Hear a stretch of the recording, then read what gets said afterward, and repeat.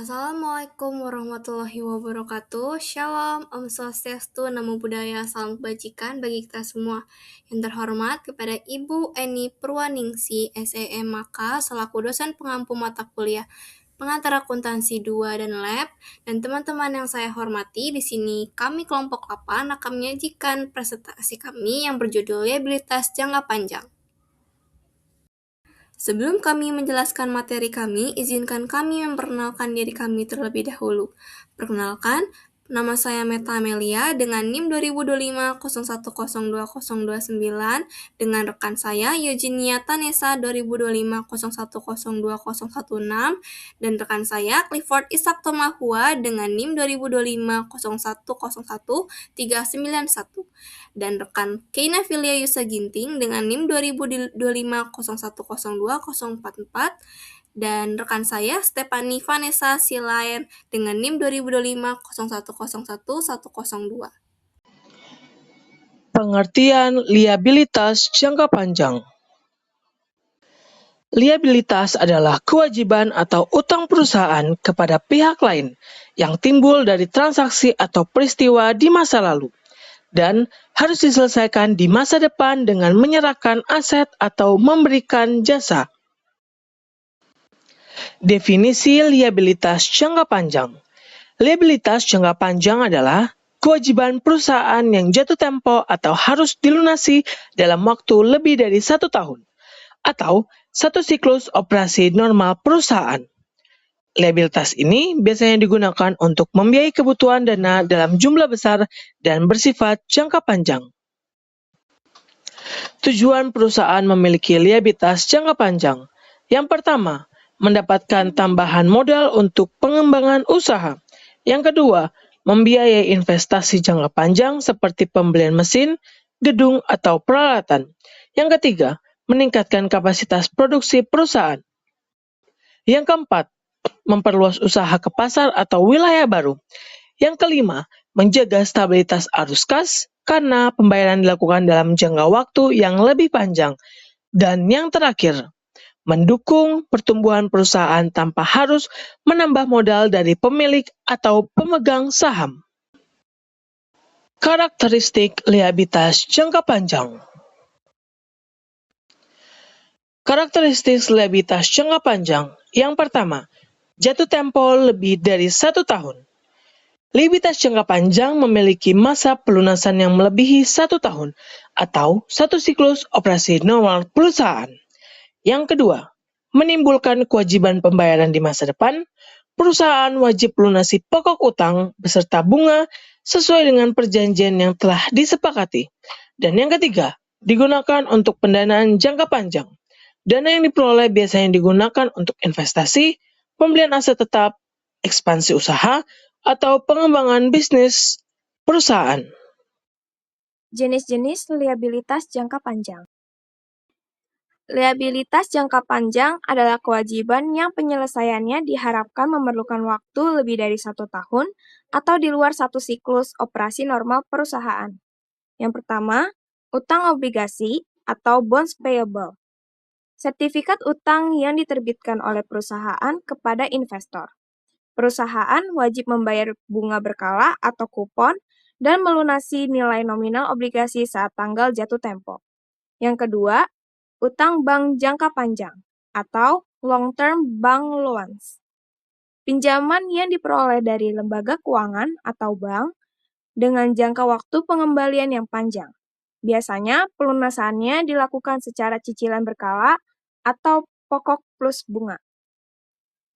Yang ketiga, utang hipotek atau mortgage notes payable. Jenis utang jangka panjang yang dijamin dengan aset tetap tertentu milik perusahaan seperti tanah atau bangunan. Jika perusahaan gagal bayar, pemberi pinjaman berhak menyita aset jaminan tersebut. Yang keempat, liabilitas sewa atau lease liabilities. Kewajiban pembayaran di masa depan yang timbul dari kontrak sewa, khususnya finance lease atau sewa pembiayaan. Perusahaan mengakui hak guna aset sekaligus kewajiban untuk membayar sewa tersebut selama masa kontrak. Yang kelima, liabilitas pensiun atau pension liabilities. Kewajiban yang harus dibayarkan perusahaan kepada karyawan di masa depan setelah mereka pensiun. Nilai dihitung berdasarkan estimasi aktuaris mengenai masa kerja dan skema tunjangan pensiun perusahaan. Pengakuan dan pengukuran. Kapan liabilitas diakui? Berdasarkan standar akuntansi seperti PSAK atau IFRS, suatu liabilitas akan diakui dalam laporan posisi keuangan atau neraca jika memenuhi dua kriteria utama. Yang pertama, adanya probabilitas outflow, besar kemungkinan atau probable bahwa pengeluaran sumber daya yang memiliki manfaat ekonomi akan dilakukan untuk menyelesaikan kewajiban tersebut. Yang kedua, keterukuran yang andal. Jumlah kewajiban yang harus diselesaikan dapat diukur dengan modalitas yang terpercaya atau andal, reliably measurable. Cara mengukur nilai liabilitas. Pengukuran liabilitas dibagi menjadi dua tahap utama. Yang pertama, pengukuran awal atau initial measurement.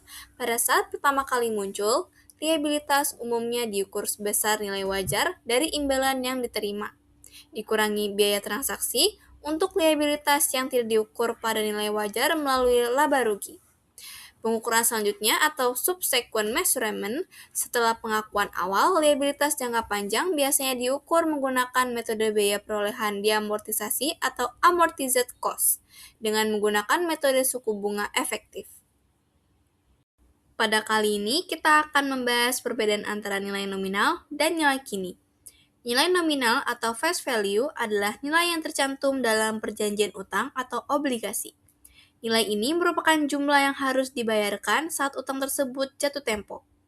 Sementara itu, nilai kini atau present value adalah nilai sekarang dari pembayaran yang akan dilakukan di masa depan.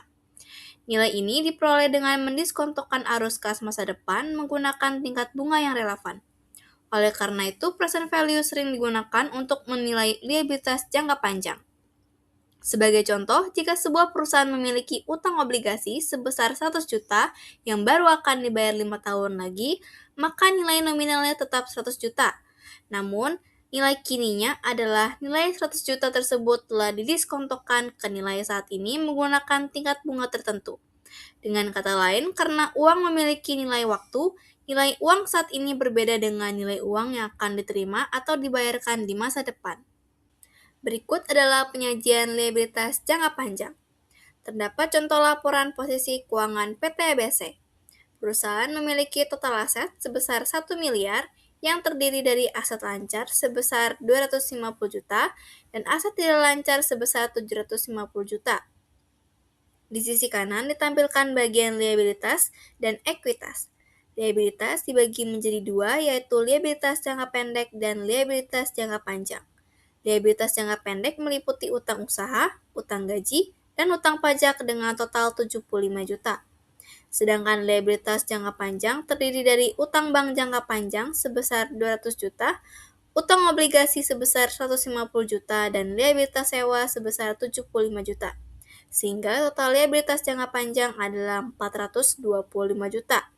Jika dijumlahkan, total liabilitas perusahaan menjadi 500 juta, sementara itu ekuitas terdiri dari modal saham sebesar 400 juta dan laba ditahan sebesar 100 juta, sehingga total ekuitas juga 500 juta. Dengan demikian, total liabilitas.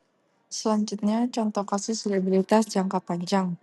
PT Maju Jaya meminjam dana dari bank sebesar 500 juta pada tanggal 1 Januari 2026. Pinjaman tersebut memiliki jangka waktu 5 tahun dengan bunga 10% per tahun. Dana pinjaman digunakan untuk membeli mesin produksi guna meningkatkan kapasitas perusahaan. Pada kasus ini, pinjaman termasuk ke dalam liabilitas jangka panjang, karena jangka waktu pelunasannya lebih dari 1 tahun, yaitu selama 5 tahun. Pinjaman ini dicatat sebagai utang jangka panjang. Selanjutnya, saat pinjaman diterima pada tanggal 1 Januari 2026, jurnal yang dibuat adalah di debit akun kas sebesar 500 juta, karena kas perusahaan bertambah. Kemudian, dikredit akun utang bank jangka panjang sebesar 500 juta, karena perusahaan memiliki kewajiban untuk melunasi pinjaman tersebut di masa yang akan datang. Keuntungan dan risiko. Keuntungan, menyediakan sumber dana dalam jumlah besar untuk kebutuhan perusahaan. Selanjutnya, membantu perusahaan melakukan ekspansi usaha, pembelian aset tetap, atau investasi jangka panjang. Kemudian, tidak mengurangi kepemilikan pemilik perusahaan, seperti halnya penerbitan saham. Kemudian, ada jangka waktu pelunasan yang relatif panjang, memberikan fleksibilitas dalam pengelolaan arus kas. Dan terakhir, dapat meningkatkan kemampuan perusahaan untuk menghasilkan keuntungan melalui investasi yang dibiayai oleh pinjaman. Resiko. Yang pertama, menimbulkan kewajiban pembayaran pokok dan bunga secara berkala. Kedua, resiko gagal bayar apabila perusahaan mengalami penurunan pendapatan atau masalah keuangan. Ketiga, dapat menurunkan likuiditas perusahaan karena sebagian arus kas digunakan untuk membayar utang. Keempat, tingkat utang yang terlalu tinggi dapat meningkatkan resiko finansial perusahaan. Yang terakhir, perubahan kondisi ekonomi atau suku bunga dapat mempengaruhi kemampuan perusahaan dalam memenuhi kewajibannya. Kesimpulan, liabilitas jangka panjang adalah kewajiban perusahaan yang harus dilunasi dalam waktu lebih dari 1 tahun dan umumnya digunakan untuk membiayai investasi, pembelian aset tetap, atau pengembangan usaha. Liabilitas ini memberikan manfaat berupa tambahan modal dan mendukung pertumbuhan perusahaan tanpa mengurangi kepemilikan pemilik. Namun, liabilitas jangka panjang juga menimbulkan kewajiban pembayaran pokok dan bunga serta memiliki resiko keuangan jika tidak dikelola dengan baik. Oleh karena itu, perusahaan perlu mengelola liabilitas jangka panjang secara bijaksana agar dapat mendukung pertumbuhan bisnis sekaligus menjaga kondisi keuangan tetap sehat.